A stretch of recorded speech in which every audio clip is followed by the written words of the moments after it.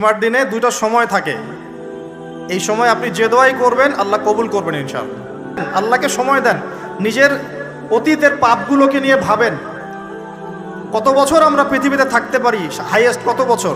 ওই যে ভাই হাত তুললেন ফিজিক্সে, মিনিমাম 20 বছর। তা আপনি 20 বছরে 20টা সূরা শিখেছেন কি? যখন মানুষের অস্ত্র ধরার সুযোগ থাকে না, তখন তার অস্ত্রই হচ্ছে অস্ত্র। অস্ত্র কি মানে? চোখের পানি, এটাই আপনার অস্ত্র। ইমাম শাফিঈ রাহিমাহুল্লাহ বলতেন যে তাহাজ্জুদের ওয়াক্ত, মানে যখন শেষ রাত চলে আসে, তাহাজ্জুদের ওয়াক্তে যে দোয়াগুলো করা হয় এগুলো এমন এমন তীর বা এমন অস্ত্র যেটা কখনো ব্যর্থ হয় না। জুমার দিনে দুইটা সময় থাকে। এই সময় আপনি যে দোয়াই করবেন আল্লাহ কবুল করবেন ইনশাআল্লাহ। যদি আপনার আকীদার মধ্যে শিরক না থাকে, আমলে বেদাত না থাকে এবং রিজিকটা হালাল হয়। সময়টা হচ্ছে জুমার খুতবা, খতিব যে খুতবা দেওয়ার পরে নামাজ পড়ান না? খুতবার পরে নামাজ পড়ান। খুতবা শুরু হওয়া থেকে নামাজ শেষ হওয়ার এই যে মধ্যবর্তী সময়, এই সময় দোয়া কবুল হয়। আজকে আমরা কয়জন দোয়া করেছি? ইমাম সাহেবরা, খতিব সাহেবরা দোয়া করেছেন খুতবায়। জনগণ আমরা আরবি সম্পর্কে এতটাই অজ্ঞ যে যখন ইমাম দোয়া করেন ওইটা যে দোয়া, এই দোয়ার সাথে আমিন বলতে হবে, এটাও আমাদের জানা থাকে। প্রত্যেক মিম্বর থেকে আজকে বলা হয়েছে আল্লাহুম্মা আইজ্জাল ইসলাম ওয়াল মুসলিমিন। তখন মানুষ বসে বসে আঙ্গুল ফুটায়, মোবাইল টিপে, জানেই না যে দোয়া হচ্ছে আল্লাহুম্মা আইজ্জাল ইসলাম ওয়াল মুসলিমিন। আল্লাহ ইসলাম এবং মুসলমানদেরকে তুমি ইজ্জত দাও, সম্মান দাও। ওয়াদিল্লাশ শিরকা ওয়াল মুশরিকিন, প্রত্যেক খতিব বলেছেন আজকে আল্লাহ তুমি মুশরিকদেরকে এবং শিরককে অপদস্থ করো।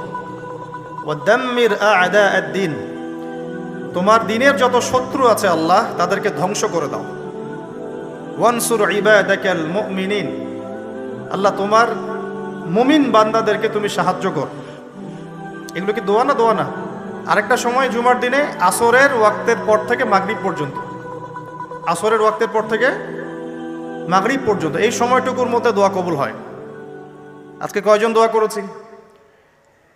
দোয়া হবে নিজের জন্যে, নিজের পরিবারের জন্যে, নিজের আত্মীয় স্বজনদের জন্যে, নিজের রিজিকের জন্যে, ব্যবসার জন্যে এবং উম্মতে মুহাম্মাদির জন্য।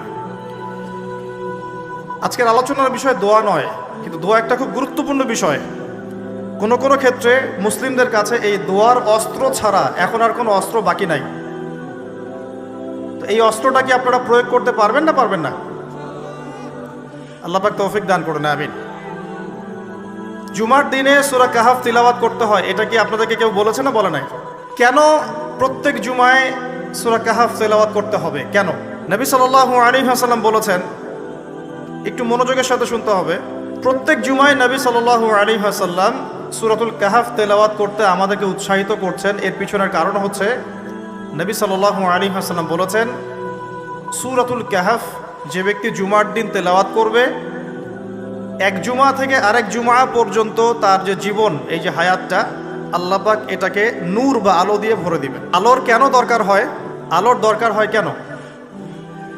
অন্ধকার থেকে নিজেকে বাঁচানো বা অন্ধকারে পথ দেখা, পথ খুঁজে পাওয়া, এই জন্য তো আলোর প্রয়োজন হয় নাকি? তাহলে আপনার জীবনটাকে আলো দ্বারা ভরে দেওয়া হবে। অর্থাৎ আমরা যে পৃথিবীর জীবনে বসবাস করছি, চারপাশে অনেক অন্ধকার আছে কি নাই? এই অন্ধকারগুলো কাটিয়ে উঠতে আপনাকে সূরাতুল কাহাফ কাজে দিবে ইনশাআল্লাহ। তো নূর দিয়ে ভরে দেওয়ার অর্থ হচ্ছে আপনার জীবনটাকে আল্লাহ পাক ঈমানের নূর দিয়ে ভরে দিবেন ইনশাআল্লাহ। সত্যি কথা কি জানেন যে আমরা এখন চিন্তা করতে ভালোবাসি না, পছন্দ করি না।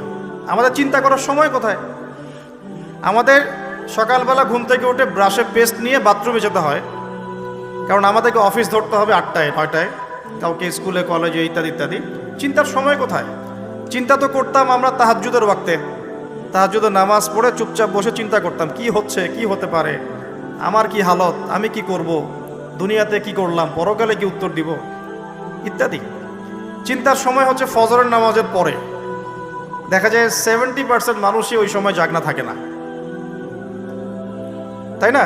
চিন্তার সময় কোথায়? সকালবেলা যখন আমরা উঠি, শুরু হলো ফার্স্ট লেন অফ লাইফ, মানে রেস, দৌড়ানো।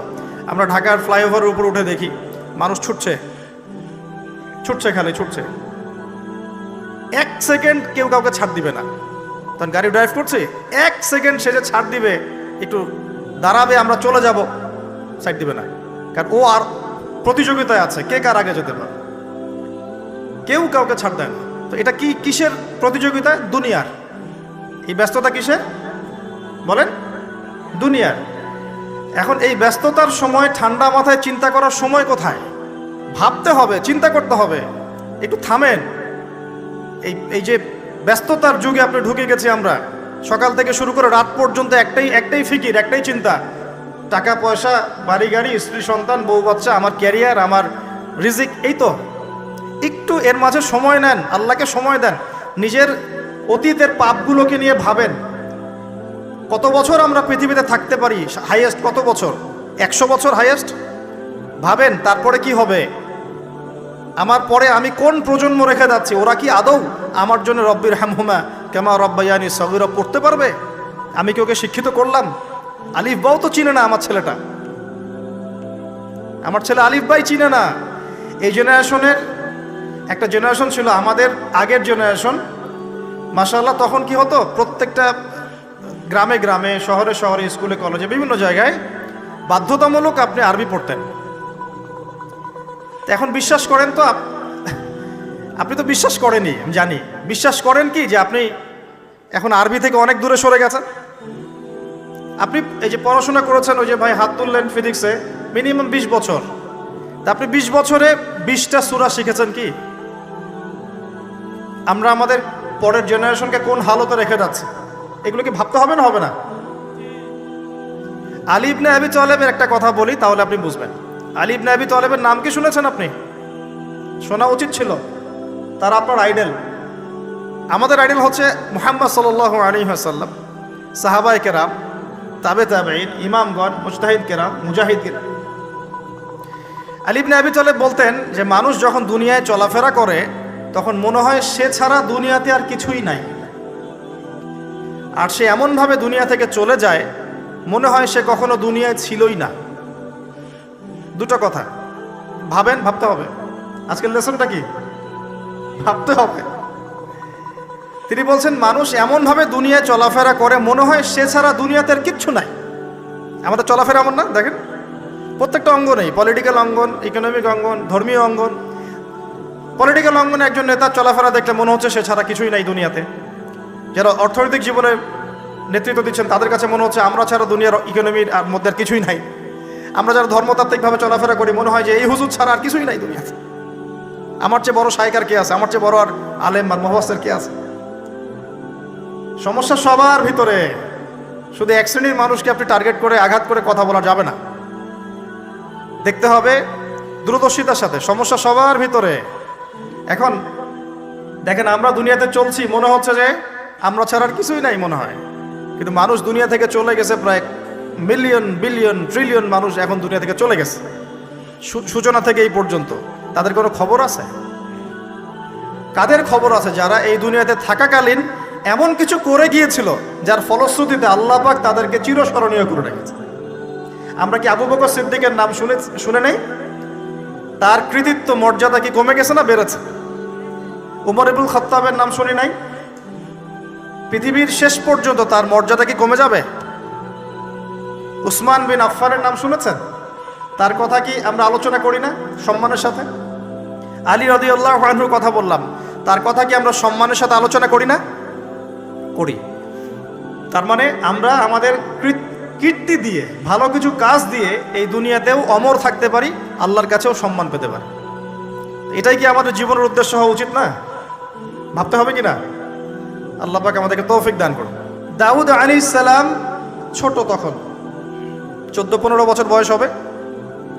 আল্লাহ পাক মূসা আলাইহিস সালামকে বলেছিলেন তুমি তোমার সম্প্রদায়কে নিয়ে এই জেরুজালেমে যুদ্ধ করবে। কাকে বলেছেন? মূসা আলাইহিস সালামকে। তুমি মূসা আলাইহিস সালাম তোমার সম্প্রদায়কে নিয়ে এই জেরুজালেমে গিয়ে যুদ্ধ করো। ওখানে আমালেকা নামে একটা সম্প্রদায় আছে, এরা খুবই শক্তিশালী, তবে তোমরা যদি ইমানদার হও তোমরা এর উপর বিজয় লাভ করবে। এর আগ পর্যন্ত এরা কিন্তু ওখানে ঢুকতে পারে নাই। কথা বুঝতে পারছেন? আল্লাহ পাক শর্ত দিলেন, যদি যুদ্ধ করে জয় করতে পারো তাহলে তোমাদের এই জায়গাটা তোমাদের। তো মুসা আলাইহিস সালাম বললেন তার কওমকে, চলো যুদ্ধ করি। তো মুসা আলাইহিস সালামের কওম বলছে, ইযহাব আনতা ওয়া রাব্বুকা ফাকাতিলা ওয়া ইন্না হাহুনা কাঈদুন। এই মুসা, তুমি যাও আর তোমার রব গিয়ে যুদ্ধ করো, আমরা এখানে বসে থাকলাম। কথা কি বুঝতে পারেন নাই? মানে এরা কোন কওম? ওই যে ফেরাউনকে ডুবে মরতে দেখেও বিশ্বাস করে না, বাছুর পূজা শুরু করে, আল্লাহ পাক একটার পর একটা নিদর্শন দেখান তাও অস্বীকার করে। তাওরাত নিতে গিয়েছেন মুসা আলাইহিস সালাম, এসে দেখেন তারা বাছুর পূজা শুরু করেছে। মান্না সালোয়া আল্লাহ দিচ্ছেন তাও অস্বীকার করে, মৃত থেকে জীবিত করেন তাও অস্বীকার করে। শেষমেশ বলে বসলো যে ইয়া মুসা লান নুমিনা লাকা হাত্তা নারাল্লাহ জাহরা, হে মুসা আমরা তোমার প্রতি বিশ্বাস করব না যতক্ষণ আল্লাহকে সামনে দেখাচ্ছ আমাদের চোখ দিয়ে। এটা সেই জাত যে নবীদেরকে এত কষ্ট দিয়েছে। মুসা আলাইহিস সালাম যখন বললেন চলো, আল্লাহ পাক যুদ্ধের কথা বলেছেন, ওটা যুদ্ধ করে জয় করতে পারলে আমাদের হয়ে যাবে। তো বলছে ওখানে আমালিকা সম্প্রদায় আছে এত বড় শক্তিশালী, তুমি যাও তোমার রব গিয়ে যুদ্ধ করো, আমরা এখানে বসে আছি। আর আমাদের নবী মুহাম্মদ সাল্লাল্লাহু আলাইহি ওয়াসাল্লাম যখন বদরের মাঠে 313 জনকে নিয়ে পরামর্শ করছেন কি করব, যুদ্ধ করব কি না, তখন আমাদের মুসলিম সেনা বাহিনীর মধ্যে যে সাহাবীরা ছিলেন, সাদ বিন মুয়াজ রাদিয়াল্লাহু আনহু, তিনি বলছিলেন, ইয়া রাসূলুল্লাহ সাল্লাল্লাহু আলাইহি ওয়াসাল্লাম, আপনি আমাদেরকে নিয়ে বদরের মাঠ কেন, যদি উত্তাল সাগরেও ঝাঁপ দিতে চান আমরা সেখানেও ঝাঁপ দিব ইনশাআল্লাহ। কত পার্থক্য, তাই না? তিনি বলছিলেন যে আমরা সেই কথা আপনাকে বলবো না যেই কথা মুসার কওম মুসাকে বলেছে, বরং আপনি যদি আদেশ করেন আমরা উত্তাল সাগরেও ঝাঁপ দিতে পারি। এমনি এমনি তো বদরের যুদ্ধ আসে নাই, বিজয় আসে নাই, এইসব ইমানের কারণে এসেছে। এখনো কি এই মাজলুম ভাইরা উত্তাল সাগরে ঝাঁপ দেয় নাই? তারা তাই করছে। ওইদিকে আসছি আমি পরে, এই জায়গাটা একটু বোঝেন। তো যুদ্ধ তারা করলো না, যুদ্ধ করলো না। আল্লাহ পাক শাস্তি দিলেন। কি শাস্তি? 40 বছর আল্লাহ পাক ওদেরকে একটা জায়গায় ঘুরপাক খাওয়ানো শুরু করলেন। সকালে উঠে একটা পাহাড়কে কেন্দ্র করে ঘুরতো, সন্ধ্যায় এসে আবার সেই জায়গায় থেমে যেত।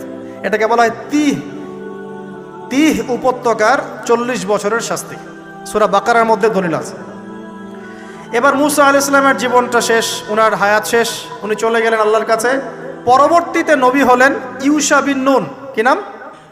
ইউশা বিন নুন। মনে রাখার চেষ্টা করেন, ভুলে যান না আবার। ইউশা বিন নুন একজন নবী। এবার ইউশা বিন নুনের সময় ওই বনু ইসরাইলি বলছে যে আমরা যুদ্ধ করতে চাই, ওই জায়গা আমরা দখল করতে চাই। আর ভাত খাওয়া কমায় দেন, রুটি খান বেশি করে, আর ভাতের চেয়ে তরকারি বেশি খাবেন। চিনি খাওয়া কমায় দেন, মধু খান, কালেজিরা খান, রাতের বেলা ঘুমান, রাত জায়গার না, ফজরের পর জায়গা থাকেন, ব্রেন শার্প হবে ইনশাল্লাহ, তখন বুঝতেও সুবিধা হবে, মনে রাখতেও সুবিধা হবে। আমাদের ব্রেন এখন কেমন জানেন?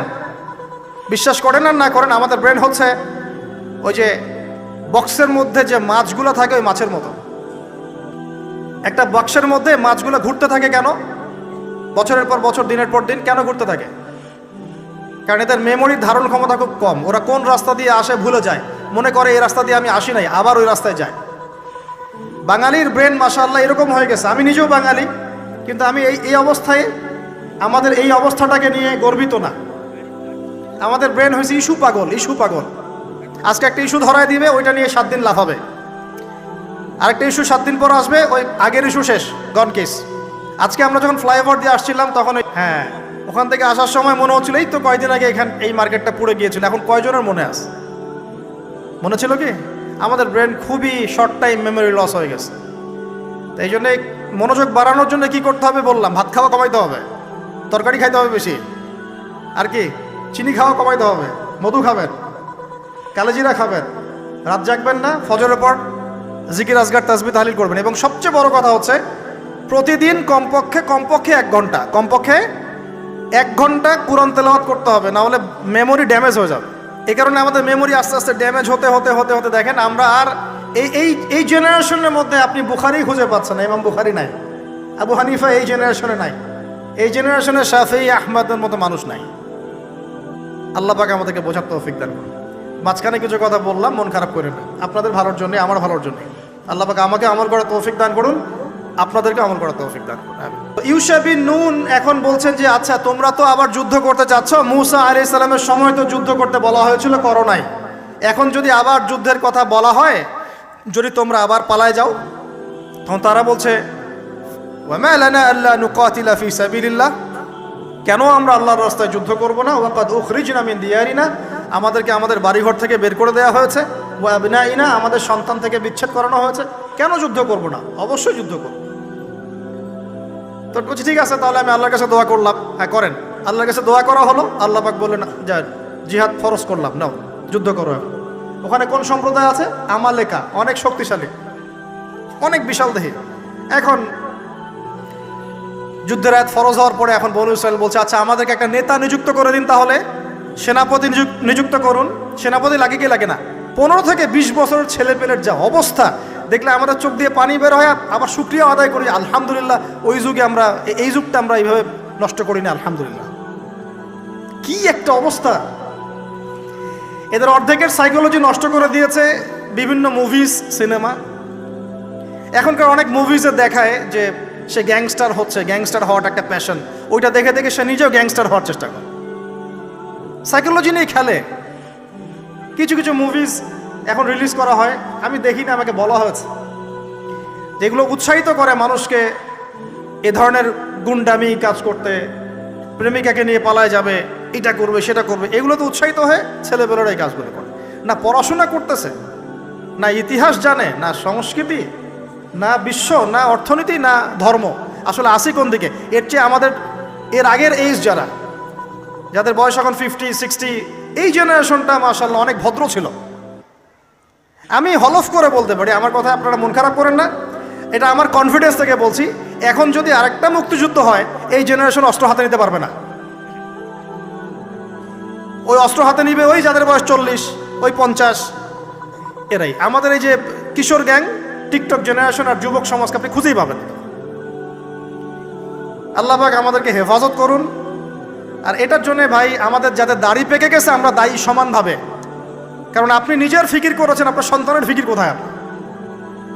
আপনার ছেলে সারা রাত পর্ন দেখে, আপনার মেয়ে সারাদিন ছেলেদের সাথে কথা বলে, আপনার ছেলে যে ডেট করতেছে এখানে ওইখানে, জেনা করতেছে, মদ খাচ্ছে, গাড়ি নিয়ে ধুমসে ড্রাইভ করতেছে মেয়েকে নিয়ে।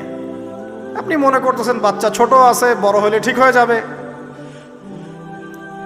সুবহানাল্লাহ, আপনি বাচ্চাকে পড়াচ্ছেন না, কোরআন শেখাচ্ছেন না, হাদিস শেখাচ্ছেন না।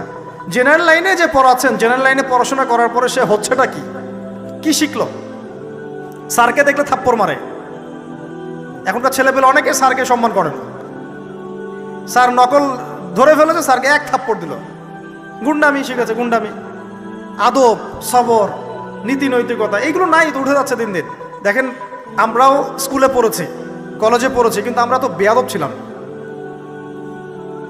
বেয়াদবি এক জিনিস আর দুষ্টামি এক জিনিস। আমরা দুষ্ট ছিলাম, খুব দুষ্ট ছিলাম, দুরন্ত। খেলাধুলা পছন্দ করতাম, দুরন্ত, দুষ্টামি করতাম। স্যারদের সাথে আমাদের একটা ফ্রেন্ডলি সম্পর্ক ছিল, বন্ধুর মতো, কিন্তু আমরা কখনো বেয়াদবি করি না। এখন দেখবেন ওয়াজে আলেমদের সামনে গিয়ে বেয়াদবি করতেছে, ওলামায়ে কেরামের সামনে যে একটু মানে ভদ্রভাবে কিছু কথা বলে মাসালা জিজ্ঞাসা করে, ওখানেও গিয়ে বেয়াদবি করতে, কথা বলাই জানে না কিভাবে কথা বলতে হয়। আল্লাহর ওয়াস্তে ভাই আকীদার আমলের এই যে আখলাকের সংশোধন করেন, না হলে আমাদের সামনে মহা বিপর্যয় অপেক্ষা করছে। আল্লাহ পাক আমাদের সবাইকে কথাগুলো বোঝার তৌফিক দান করুন, বলি আমিন। অনেক লম্বা হয়ে যাবে, ওদিকে যাচ্ছি না, মূল জায়গা থেকে একটু শেষ করে দেব। আপনারা অনেকক্ষণ ধরে অপেক্ষা করছেন, একটু খেয়াল করেন। তাহলে ইউশা বিন নুনের কাছে এখন এরা বলছে নেতা দাও, নেতা।